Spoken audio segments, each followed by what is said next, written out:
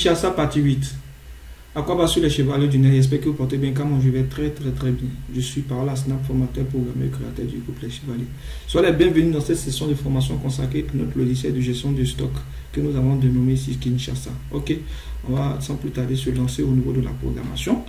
On s'est arrêté juste au niveau de cette petite partie qui nous permettait ici d'augmenter la quantité en stock ou bien soit si elle n'existait pas d'ajouter la quantité en stock. Ok, on va maintenant continuer. Ok, au niveau de la partie, alors là où je viens sur ma fenêtre principale, ici je vais mettre quelque chose parce que j'ai besoin d'afficher ma table. Donc, quel est le code que j'avais fait? Ici, il y a un inconvénient à ce code, mais on va pas trop traîner dessus parce que lorsqu'une fenêtre s'ouvre plusieurs fois, l'onglet dynamique s'ouvre plusieurs fois, c'est pas trop intéressant, c'est pas idéal. Donc ici on met l'histoire des achats, l'histoire des achats. Ok, maintenant ici ça c'est la fenêtre interne, l'histoire achat. Ok, là c'est bon. Je vais importer, je profite à mettre pour importer cette liste là. J'ai déjà importé, je ne me trompe pas, hein. Donc je vais venir ici. Tac, tac. Ici tout est bon. Voilà, tout est bon ici, tout affiche ici la quantité. Tout ce que je voulais, c'était juste pour afficher seulement la liste des achats. Si vous pouvez classer ça par catégorie, par prix, cela dépend de vous, des systèmes de recherche plus poussés que ça. Moi, je ne vais pas vraiment traîner dessus, c'était juste vous montrer un peu cette partie-là. Je vais faire quoi encore? Voilà. Maintenant, on est sur la partie vente. Ok, indispensable. Donc, la partie vente, qu'est-ce que je peux faire au niveau de la partie vente?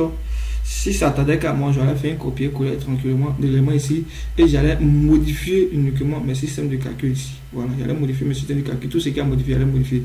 Mais je pense bien que je me mets à faire ça. Et risque vraiment de mettre pour plus personnes. Donc, je vais faire simplement un copier-coller de ces informations qui sont indispensables ici d'abord. Ok, là. De la vente, ça et puis ça. Voilà. Donc, je viens au niveau de vente. Ici, on va faire un système sans panier. Hein. Voilà. Maintenant, peut-être on aura le temps de voir ça après. Ici, la quantité en stock. Je peux conserver ça. Ça, je vais garder un peu d'espace. Je vais mettre ça ici. Voilà, je vais mettre ça ici. Ici, ça c'est la quantité. Ça c'est la quantité en stock. La nouvelle quantité. Maintenant là, ça c'est l'aide. On va mettre ici prix vente. Pour changer les choses. Et ici, on va enlever la liaison ici. On va mettre ici P vente. Voilà, qui est le prix de vente. Donc prix vente. Au niveau de la liaison réelle il y a la vente, hein, pas aux achats, mais plutôt prix. Pas pourquoi prix, mais bon, il n'y a pas de prix de toute la façon, on ne dit pas. Ici, quantité totale, là, ça reste là, parce que c'est le prix total de la quantité que tu as acheté. Donc ici, mais ce n'est plus à achat, mais c'est plutôt à la vente. Et à la vente.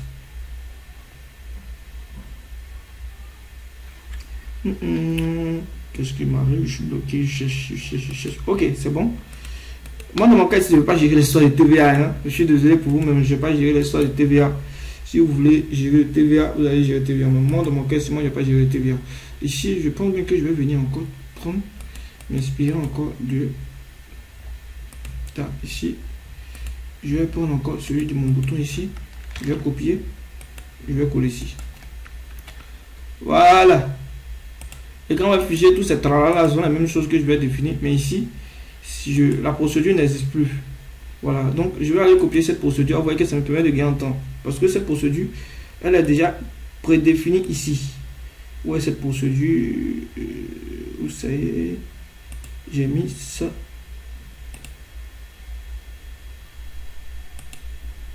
Au niveau, voilà, c'est au niveau d'achat. Ah non. Je n'arrive pas à retrouver ma procédure. Ici. Ah oui, c'est parce que j'ai déroulé tous ces champs. Raison pour laquelle j'ai du mal à retrouver. Ok. Je fais un copier. Je viens au niveau de la vente, je suis au niveau de la vente, je cherche au niveau de la vente. C'est comme une petite paralysie, quoi. J'ai du mal à retrouver les éléments rapidement. Voilà. Donc je fais coller. Ici, c'est plus achat. Mais ça devient vente.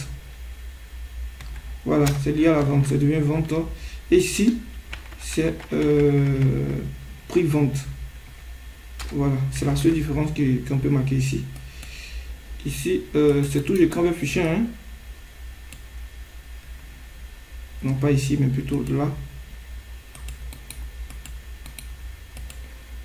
Ok. Et ici, lorsque, par défaut, je mets prix vente comme je l'ai défini. Ok. Maintenant, au niveau d'ici, qu'est-ce que, ici, la quantité en stock, je mets un commentaire rapidement pour le système de calcul. Et ici également, je mets un commentaire. Pas besoin de ça pour l'instant. Donc, je lance un go. Non, avant de lancer un go, il faudra que je copie au niveau de le code qui me permet de faire d'appeler. Je vais me faire un copier-coller rapidement. Vous avez, je suis désolé, je constate que je fais des copier-coller parce que c'est quand lorsque c'est toi tu as créé vraiment ton code, c'est toi qui as saisi, tu as la possibilité de copier et ça te permet de savoir vraiment si c'est toi qui as fait. Ici c'est sur le plan 4, je ne me trompe pas. Je mets sur le plan 4 et l'onglet dynamique n'est pas encore défini. Donc je vais venir définir mon onglet dynamique au niveau du plan 4, je copie. Plan 4, je suis sur le plan 4 effectivement. Je colle ici. Je renomme ici. Ici, j'appelle ça la vente. Voilà, c'est tout ce qui s'est lié à ma vente ici. Hein. Qu'est-ce que j'ai fait là? Ok, donc je mets vente. Voilà, donc je suis ici. Je suis ici. Ici, ce serait la vente. Fenêtre interne vente. Et ce serait. Bon, je cherche. Qu'est-ce qui m'arrive? Apparemment, j'ai dupliqué mon.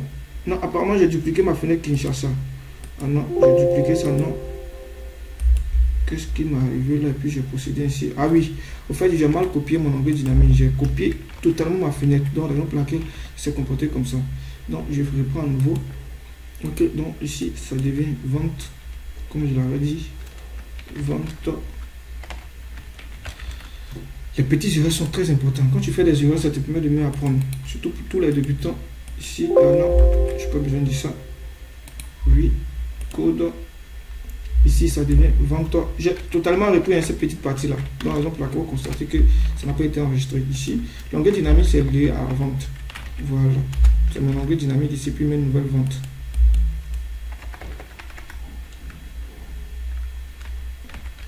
Voilà, vous pouvez nommer des titres que vous voulez. Hein. Moi, je préfère que vous conservez les mêmes titres là pour qu'on soit sur la même longueur. Donc là, au cas où si vous avez fait des erreurs, c'est facile pour moi de vous aider. Mais par contre, si vous mettez des choses que moi je n'ai pas encore utilisées, c'est difficile pour moi de pouvoir vous aider. Vous voyez? Ici maintenant, le système qu'on va faire ici, ce sera une somme négative. C'est-à-dire au lieu de faire plus, ça fait plutôt moins. Donc je pense bien que je vais faire quoi? Je vais aller directement copier ma procédure que j'ai déjà utilisée. Ah, je suis paresseux, hein, vous allez me dire, je suis désolé, mais moi je vais copier ma procédure que j'ai déjà utilisée. Calcul, c'est calcul quoi? Quantité. D'abord, il fait celui de la quantité. Copier. C'est au niveau de la vente.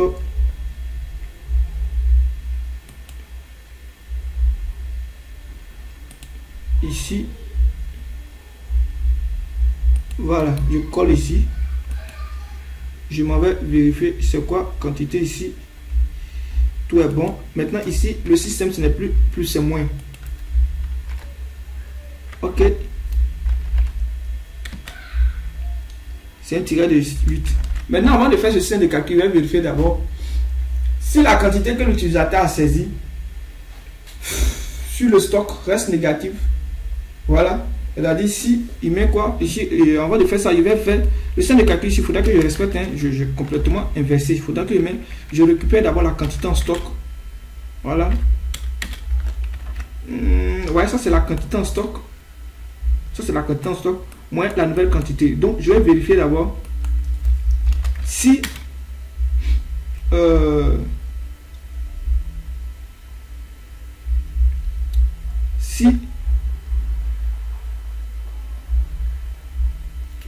notre quantité en stock, si notre quantité en stock, ok, est inférieure, d'abord on va vérifier si la quantité en stock est égale à 0. Ok, tel que c'est égal à 0, on ne peut pas faire un système de calcul. Donc on va vérifier d'abord si c'est égal à 0. Donc on va vérifier si la quantité en stock est égale à 0. Donc on va faire si je suis un peu mieux.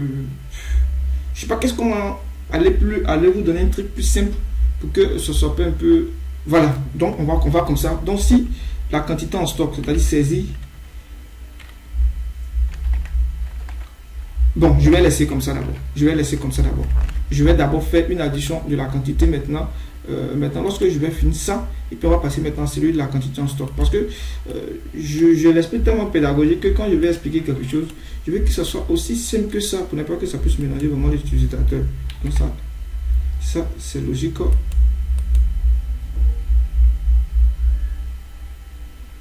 Qu'est-ce qu'il me dit? Je vais interpréter rapidement. Ici, oui, ça c'est le prix total. Je n'ai pas créé la procédure.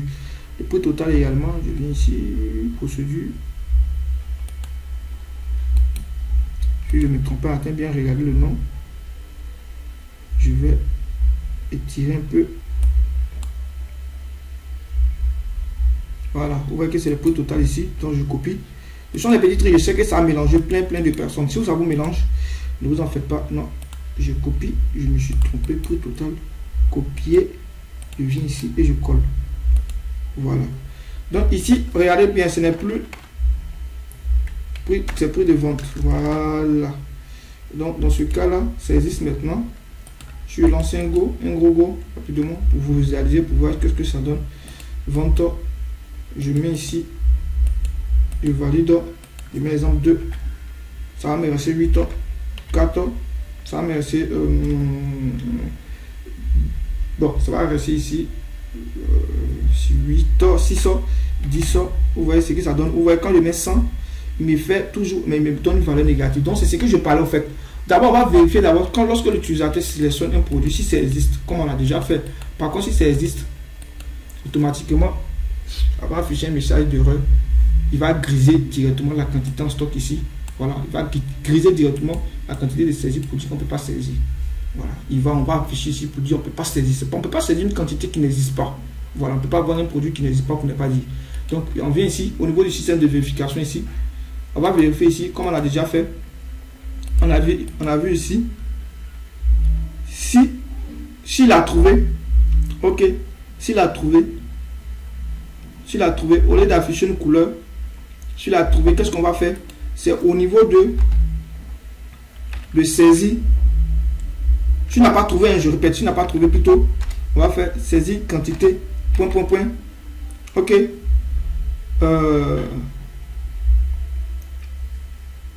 On va mettre le nom, j'ai oublié un peu, c'est qui me permet d'écrire. Je cherche. Voilà, c'est grisé même. Égal à vrai. Voilà, il grise automatiquement. Égal à vrai. C'est-à-dire, si la quantité en stock n'existe pas, automatiquement égal à vrai. Voilà. Donc on va en essayer pour voir. On grise automatiquement. Donc on fait un test pour voir. Ici, dans nos cas ici, ça existe, donc c'est logique qu'il va nous afficher ça. Voilà, ça c'est totalement logique que ça existe. Maintenant, sur exemple, on vient ajouter un nouveau produit.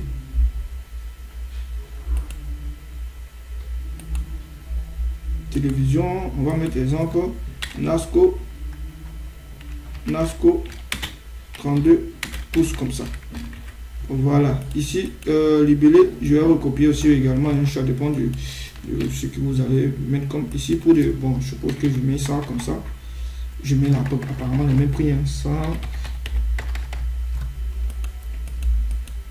Ah, mais j'ai un produit, ça peut être 1 million. Voilà, prix de vente 45 comme ça. Voilà. Donc ici, je fais un coller au niveau de l'image. Je cherche, je laisse, pas besoin d'une image. Ou bien soit je prends une image sur mon desktop rapidement sur mon bureau. Je cherche.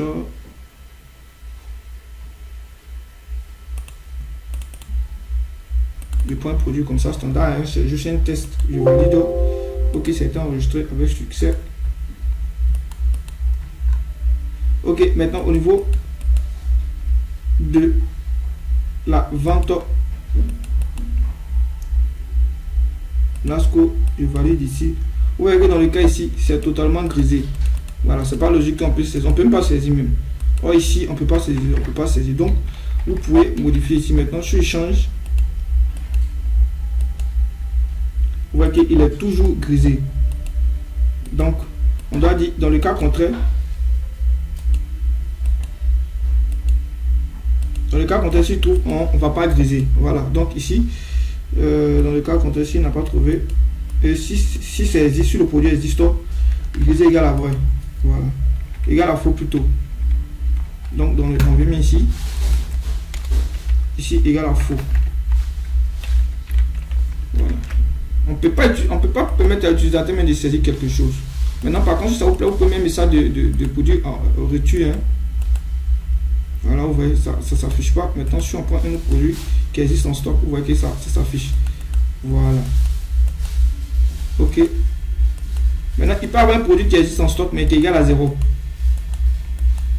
Ok. Il peut y avoir un produit qui existe en stock, mais qui est égal à 0. Parce que lorsqu'on enregistre une première fois, le produit en stock n'existe pas. Voilà. C'est comme ça n'existe pas. Maintenant, par contre, si il a été enregistré et lorsqu'on a fait les paiements, quand ça reste 0, alors ça existe en stock, mais c'est la quantité égale à 0. Donc on va faire un système de contrôle ici également. Pour vérifier si ici, lorsque ici, voilà, lorsque la valeur qui est ici égale à 0, alors directement on va mettre produit n'existe pas, et produit est rupture. Voilà, on peut mettre rupture. Donc on va vérifier. Lorsqu'on a vérifié, ça existe en stock. Ici dans nos cas, ça existe en stock vraiment. Maintenant, on va faire le système de contrôle ici pour dire si saisit quoi, stock égale à notre valeur qui est 0,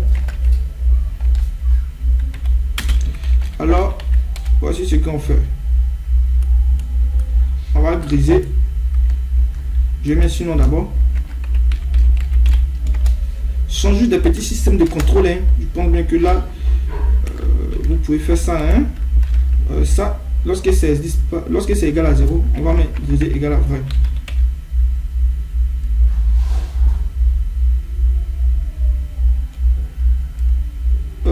C'est complètement trompé. C'est pas ici, je dois mettre, c'est plutôt ici.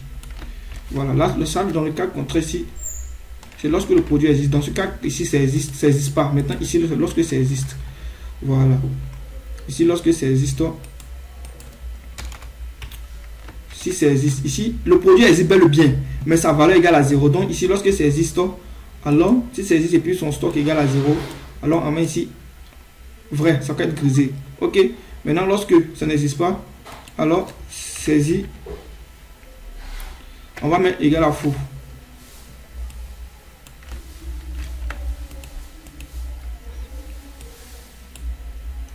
On va mettre égal à faux ici. Voilà. De toute la façon, il va afficher la quantité en stock. Donc, il affiche automatiquement la quantité en stock. Donc, on fait un go pour voir. Ok, ici le produit existe. Et si on met exemple 17, la quantité en stock, il faut regarder, ça fait maintenant, ça fait la nouvelle quantité en stock va faire 0. Donc si on valide au niveau de ce TechnoGo, il va rester 0. Donc si on fait maintenant une nouvelle quantité en stock, comme on n'a pas encore mis de bouton valider, si on fait la nouvelle quantité en stock, automatiquement ici ça donne 0. Donc ça va être grisé. Logiquement ça doit être grisé. Ok. Qu'est-ce qu'il nous reste?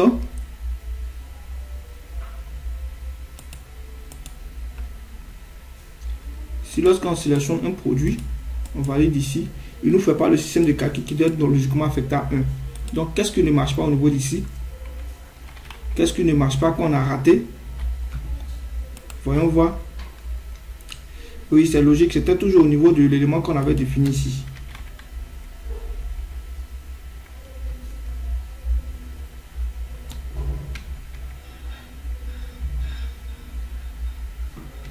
Voilà, c'était l'élément qu'on avait défini ici. Au niveau de l'autre côté, on va essayer de mettre le système de calcul en stock ici.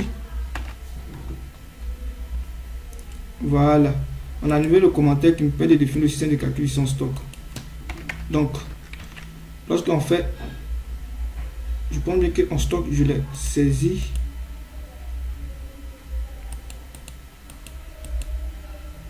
Vous voyez que lorsque j'ai annulé le commentaire, ça fonctionne. Parce que j'ai déjà calculé là-bas, c'est négatif. Voilà, ça réduit. Maintenant, c'est ici au niveau de la quantité ici. Vous voyez que lorsque je me dis c'est bon, mais est-ce que moins 11, ça fait moins 1. Lorsque je mets exemple 100, vous voyez que ça fait moins 5. Donc dans ce cas-là, qu'est-ce qu'on va essayer de faire? C'est pas possible que ce soit ici comme ça. Au niveau de la prochaine vidéo, on va essayer de vérifier si la quantité en stock est inférieure par rapport, si la quantité saisie ici est inférieure par rapport à la quantité ici. Automatiquement, on va mettre valeur chose stock et rupture de stock. Vous ne pouvez pas prendre plus de tel produit. Voilà. Donc on va définir ça ici comme ça. Donc vous allez voir que c'est relativement simple, c'est simple. Il suffit simplement au niveau d'ici de définir cette partie là que j'ai dit seulement. Vous allez voir que ça fonctionne. Donc on se retrouve pour la prochaine vidéo où on va continuer cette formation. Je vous aime, je suis par là, Snap. Ne manquez pas de vous abonner si ce n'est pas encore le cas. Voilà. À bientôt pour la prochaine vidéo. Ciao, ciao.